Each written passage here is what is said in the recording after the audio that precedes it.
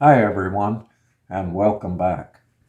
First, let me apologize for some comments that have gone missing. I have accidentally deleted some when responding to them. I'm not sure what has happened, but I'll try to get that fixed.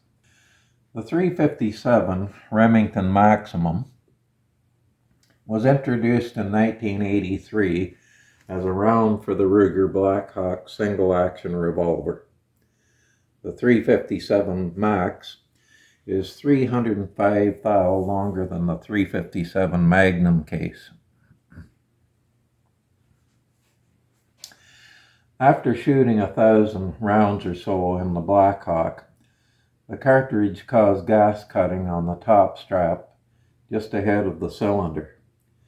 As a result, Ruger stopped production of the Blackhawk in this cartridge.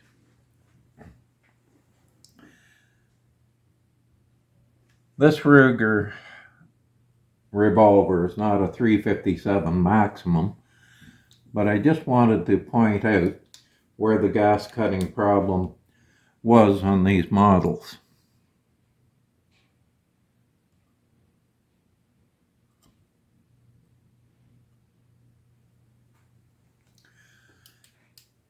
Dan Wesson was able to eliminate the problem when it added a 2 thou more cylinder gap to the 357 Max revolver. Some years earlier, Elgin Gates, well known for his line of the super cartridges, developed a cartridge called the 357 Super Magnum. If not the same cartridge as the Max, it was very close in tolerances. Velocity of a 158 grain factory load from a 10.5-inch barrel develops a velocity of about 1825 with a muzzle energy of 1,168 foot-pounds.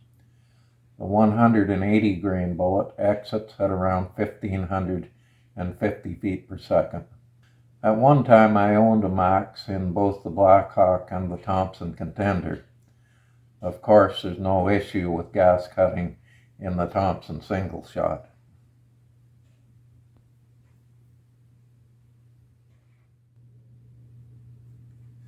I have since moved on to a rifle with this cartridge.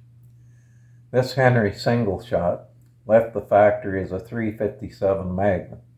I had the chamber lengthened to 357 Maximum, which made it a much more versatile rifle, as I can use 360 Dan Wesson, 357 Magnum, and 38 Special.